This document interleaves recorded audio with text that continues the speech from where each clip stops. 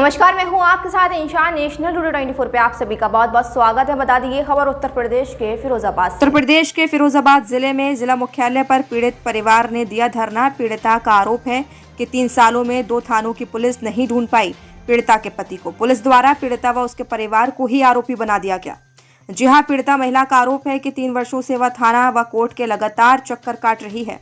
वर्ष 2021 में दिनांक 19/11/2021 को पीड़िता ने थाना रामगढ़ में अपने ससुराली जनों के खिलाफ दहेज एक्ट 498A आदि का मुकदमा दर्ज कराया था, जिसका 2023 में आरोप पत्र दाखिल किया। लेकिन आरोप पत्र में से पीड़िता के पति का नाम जानबूझकर थाना द्वारा निकाल दिया गया। जांच के विषय में पीड़िता द्वारा साक्ष्य के साथ एक प्रार्थना पत्र JM न्यायालय फिरोजाबाद में 6 माह पूर्व दाखिल किया जा चुका है। पीड़िता लगातार न्याय के लिए चक्कर काट रही है, भटक रही है, लेकिन आज तक उसके पति को आरोप पत्र में दाखिल नहीं किया गया। जबकि वर्ष 2021 में दिनांक 28/11/2021 को थाना बरहन द्वारा पीड़िता व उसके परिवार के विरुद्ध धारा 364 अपराध का मुकदमा झूठा दर्ज कराया गया। पीड़िता का कहना है कि उसका पति जीवित है, जिसके साक्ष्य के रूप में सभी दस्तावेज पीड़िता द्वारा थाने में उच्च अधिकारियों को स्पीड पोस्ट व ईमेल व स्वयं जाकर भी शिकायती पत्र दिए गए,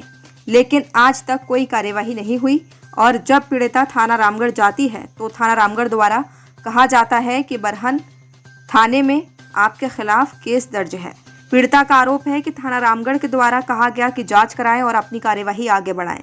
पीड़िता द्वारा सभी अधिकारियों से बार बार न्याय की गुहार लगाई गई, लेकिन किसी भी अधिकारी पर कोई फर्क नहीं पड़ रहा है।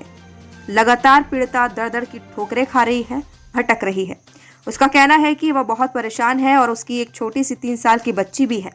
पीड़िता चक्कर लगा कर परेशान हो चुकी है। अब देखना यह होगा कि इस पीड़िता को न्याय मिलता भी है या फिर नहीं।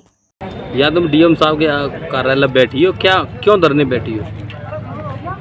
मैं इसलिए बैठी हूँ कि मुझे इंसाफ चाहिए। काहे का इंसाफ चाहिए?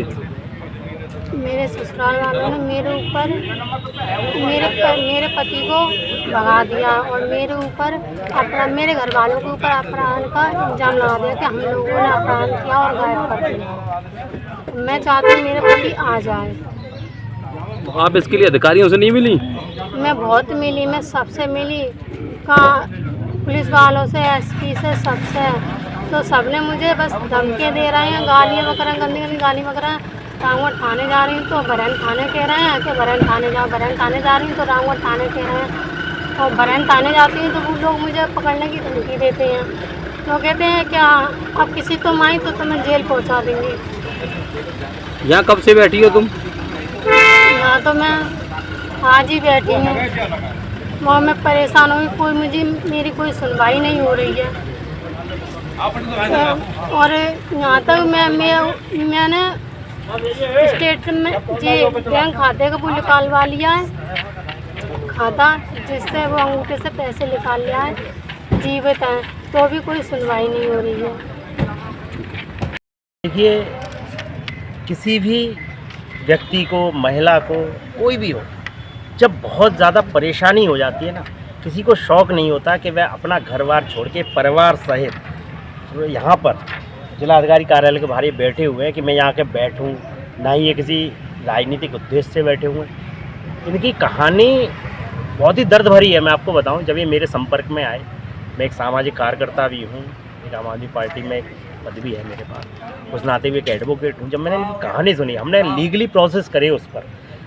2021 में लगभग नवंबर में थाना रामगढ़ में जो पीड़िता है शमा बेगम, इनके द्वारा एक मुकदमा दर्ज कराया गया अपने पति और ससुराली जनों के खिलाफ 498 में दहेज है।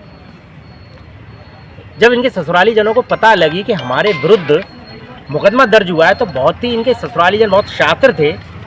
उन्होंने 20 दिन बाद पुलिस से सांठगांठ करके थाना बरहन, जो कि इनकी ससुराल का थाना पड़ता है, वहाँ पर शमा बेगम, उनके पिता और परिवार के विरुद्ध अपने ही पुत्र के यानी कि शमा बेगम के पति इरफान अली के अपहरण का मुकदमा दर्ज करा दिया 2021 में, इनकी FIR होने के 20 दिन बाद।